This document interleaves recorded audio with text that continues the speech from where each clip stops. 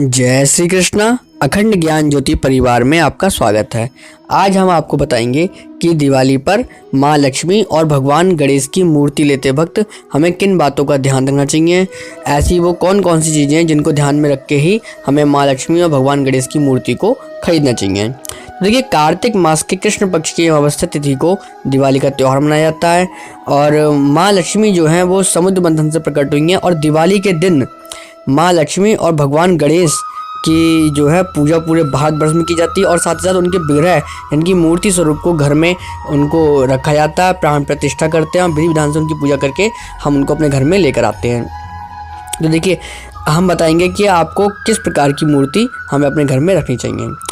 देखिए, विद्वानों का ऐसा मानना है कि मूर्ति जो है वो कभी भी खंडित नहीं होनी चाहिए, किसी भी प्रकार से टूटी फूटी ना हो, कहीं से भी वो झड़ी हुई मूर्ति, उनकी जो मिट्टी होती है डिजाइन है वो झड़ी हुई ना हो। और यदि मूर्ति में अगर उनका छत्र लगा हुआ है तो बहुत ही बढ़िया बात है।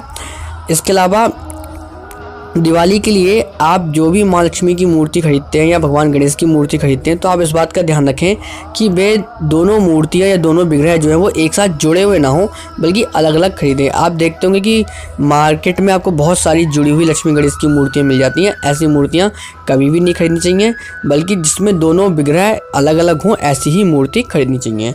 दिवाली के लिए लक्ष्मी माँ की ऐसी मूर्ति आप कभी ना खरीदें जिसमें माँ लक्ष्मी उल्लू पर विराजमान हो। ऐसी मूर्ति को काली लक्ष्मी का प्रतीक माना जाता है। देखिए, आप लोग जानते होंगे कि माँ लक्ष्मी के कई रूप हैं, जैसे वीर लक्ष्मी, संतान लक्ष्मी, ऐश्वर्य लक्ष्मी और ऐसी काली लक्ष्मी और लक्ष्मी कई प्रकार के रूप हैं। तो माँ लक्ष्मी का जो उल्लू पर विराजमान वाला स्वरूप होता है वो माँ काली लक्ष्मी का जो है प्रतीक माना जाता है। तो ऐसी मूर्ति को घर में ना रखें क्योंकि ये घर में अशुभता का वास माना जाता है। लक्ष्मी जी की मूर्ति ऐसी होनी चाहिए जिसमें वो कमल पर विराजमान हो। यदि कमल लाल रंग का है तो बहुत ही उत्तम हो। साथ ही साथ ये ध्यान रखें कि उनका जो हाथ है वह वर मुद्रा में होना चाहिए और धन की वर्षा करता हो। यदि धन जो उसमें से गिरता हुआ हो वो किसी पात्र जैसे मटके में या कलश में गिरता हो तो बहुत ही शुभ है। ज़मीन पे गिरे हुए ज़्यादा शुभ नहीं माने जाते हैं। ऐसी प्रतिमाओं को रखना अत्यंत शुभ माना जाता है जिसमें माँ बरमुद्रा में हो। माँ लक्ष्मी के वस्त्र को भी ध्यान रखें कि वह लाल रंग के वस्त्र पहनी हो तो और भी अच्छी बात होती है। कभी भी लक्ष्मी माँ की ऐसी मूर्ति ना लेकर आएँ जिसमें वो खड़ी हुई हो, इस बात का हमें विशेष ध्यान रखना चाहिए।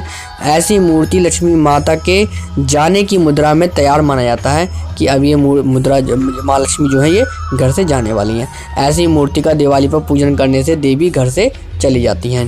यदि आप गणेश जी की मूर्ति खरीदते हैं तो ध्यान रखें कि उनकी जो सूंड है वह बाएं हाथ की तरफ मुड़ी हुई हो, ना कि दाईं तरफ।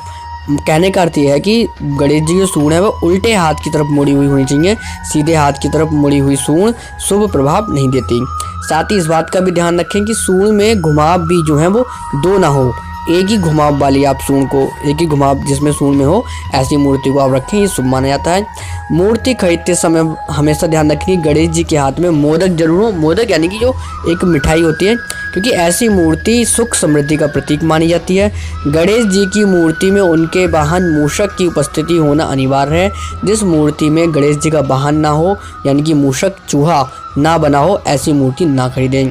इसके अलावा शास्त्रों के अनुसार गणेश जी की मूर्ति में जनेऊ, रंग, सूंड, वाहन, अस्त्र शस्त्र, हाथों की संख्या जैसे कि 4 हाथों वाली जो मूर्ति होती है गणेश जी की बहुत ही शुभ मानी जाती है। ऐसी मूर्ति को खरीदना चाहिए। बैठे हुए गणेश जी की मूर्ति खरीदना बहुत ही शुभ है क्योंकि ऐसी भगवान की प्रतिमा की पूजा करने से काम काज में आने वाली रुकावटें खत्म हो जाती हैं। गणेश जी को वक्रतुंड कहा जाता है, इसलिए उनकी सूंड पे भी ध्यान रखना चाहिए हमें। हमने पहले ही आपको बता दिया है। ऐसी प्रतिमा की पूजा करने से भगवान प्रसन्न होते हैं। हाथ में मोदक लिए हों जो सुख संपत्ति आपको देगा। ठीक है, जिस मूर्ति में गणेश जी का वाहन है ऐसी मूर्ति की आप पूजा करें।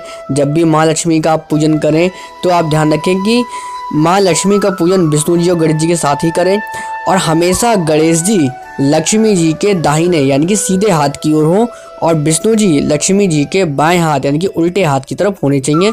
इस बात का विशेष ध्यान रखें। देखिए, मेरा कहने का अर्थ यह है कि जब भी आप माँ लक्ष्मी का पूजन करें तो गणेश जी जो हैं वह माता के दाएं हाथ की तरफ हो और विष्णु जी माता के बाएं हाथ की तरफ होने चाहिए।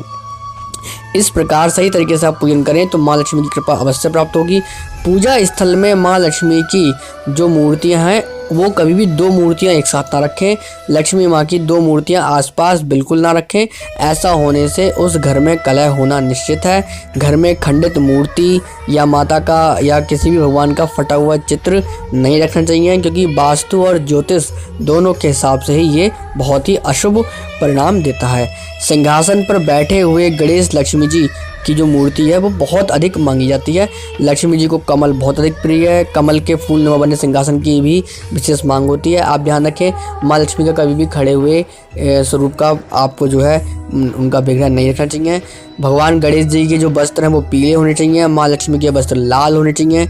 यदि कमल नुमा मूर्ति नहीं है, घर में आ गई है, तो आप कमल का फूल लेके उसको जो है रख लीजिए उसके ऊपर, ऐसा भी आप कर सकते हैं। तो इन सब बातों का आप ध्यान रखिएगा। ऐसी मूर्ति आप ना खरीदें जिससे कि घर में आपको तंगी आए, अभाव आए। ऐसी मूर्ति खरीदिए जिससे कि आपके घर में हमेशा खुशहाली बना रहे, खुशहाली रहे, धन का अभाव कभी ना हो। जय श्री कृष्णा।